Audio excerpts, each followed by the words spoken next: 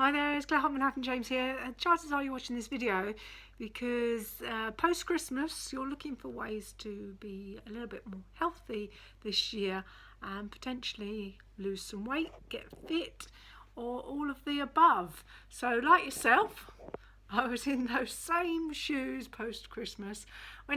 December for me is a month of eating lovely food, lovely naughty food that I probably wouldn't eat a lot of the rest of the year. So I like to indulge in things like cheese board. Love a nice cheese board, bit of brie, bit of Stilton, and some of those lovely creamy cheeses with garlic and chilli and things like that. So I love cheese, and I do try and avoid it quite a bit the rest of the year.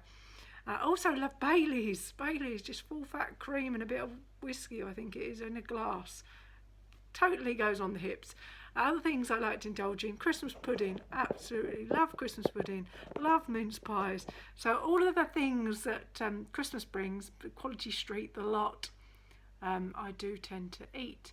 And I've spent the Christmas this year with my family and my mum, 2 weeks of eating and drinking and enjoying Christmas, playing lots of games, went to Centre Parks, had really great fun. I did put on a bit of weight. Thankfully, in between Christmas and New Year, I lost the weight using a fantastic product, a natural product that I was introduced to a few months ago. So post Christmas, before New Year festivities started, I put on about £4. I lost it in 2 days, and then New Year I indulged again and then lost it again in 2 days. So just after Christmas into the New Year, and I'm completely back to where I started beginning December. So that's great.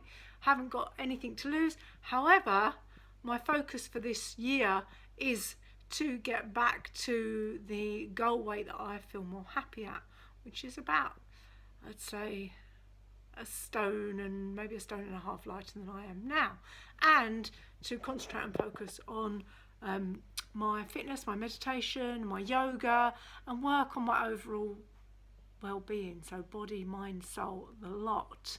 So I've set up a page on Facebook, 30 Days to Positive Health. If you're interested, do check it out. And I wrote a post on there today, so I'm just going to talk a little bit about this. And this is some tips for losing weight. So things that are quite important: don't let yourself get too hungry. Number one tip: if you go into starvation mode, for a couple of reasons it's not good for you. If you're dealing with anything like any stressful situations, or you're dealing with the kids, or you've got anything going on and you're hungry, number one, your anxiety is going to go through the roof and you're not going to be able to cope with it very well. So eating regularly is good to maintain that equanimity, really, so that you can handle difficult situations. Also, if you let yourself get too hungry, then when you get to that point where you can survive no longer, you can open the fridge and you're going to stuff down the first thing that you can get your hands on, and that might not necessarily be the right choice. It's best for you to keep yourself maintained at a fairly good level. Eat every sort of 3 to 4 hours so that you don't go into starvation mode. Your emotional chimp that's sitting up there, the one that likes to stuff a face full of chocolate, he doesn't take over. You manage him, you look after him, and then the human side of the brain, the one that makes the sensible choices, can kick in and keep you on the straight and narrow. So that's number one. Number two, drink more water with meals. This is something that's a working practice for me. I know it's really important to keep hydrated. It's good for the skin, it's good for the mind, and it also keeps you feeling fuller for longer. So drink more water. I'm reading this on a list, so bear with me. Number three, season and spice your food. Something I'm really a strong advocate of, because if your food is bland, like if you've got healthy food and it's bland, or you're eating a boring lettuce salad, you're not going to stick to it. And consistency is key to getting results in anything. So if you use lots of spices, lots of garlic, I love ginger, I love chili, some seasoning, try and limit the salt if you can. Sea salt is quite good, so if you use actual sea salt, it's got stronger flavours, you need less of it than the table salt that you might chuck loads on your dinner.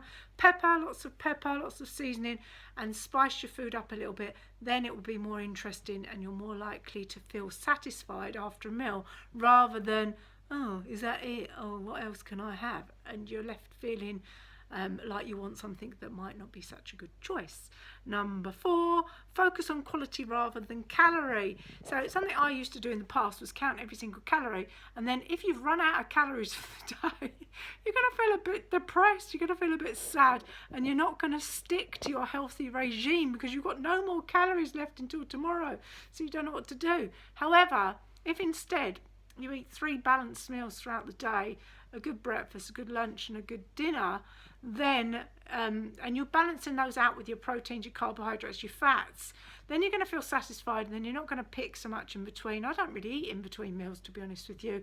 And you're going to again make the right choices rather than if you're counting calories, you think, oh, I've got 200 calories left, I'm going to have a chocolate bar, which you might not necessarily need if you feel full up on the good stuff.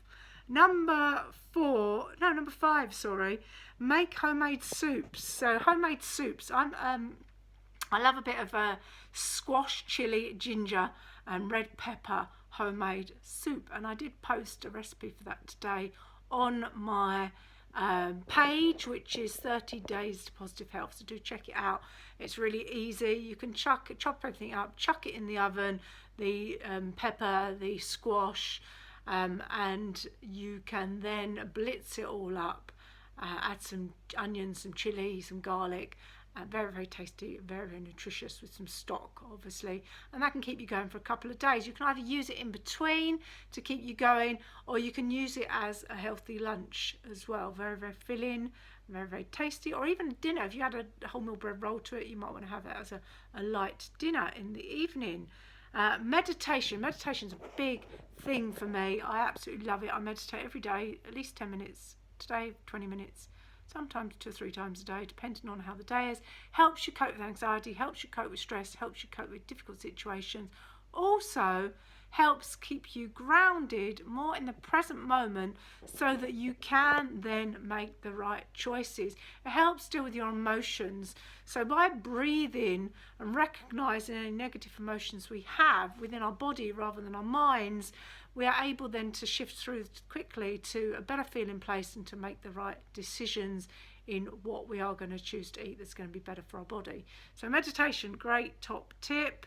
Watch your language. Yeah, how you speak is everything. So if you're always focusing on the fact that you're fat, you're overweight, you're unhealthy, I can't do this or I can't have that, it's going to have a very negative effect on you. Instead, if you make the decision that you're on a healthy eating plan, this is a decision, this is a choice you've made, you're on a healthy eating plan, and you can, if you want, eat absolutely anything you want. It's down to choice. You're just choosing to make a better decision. So don't eliminate the can'ts out of your language to yourself, and you might find more success there. Love yourself fully. Love yourself fully. Something else that's really important is to love yourself fully. So as you are now, you may not be perfect, you may not be ideal weight. However, if you can focus on your good points, the bits about you do like, the curves you do like, if you like your hair, your eyes, your teeth, whatever it is that you do like about yourself, write yourself maybe a little journal or a gratitude list, or just mentally look at the points that you do like. You're going to have a better chance of improving by working from a situation where you're focusing on what it is you want to change rather than what it is you don't like about yourself. So that can help you quite a lot by focusing on the positive side of you, being grateful for you as you are, and learning to love yourself more, then taking action towards improvement.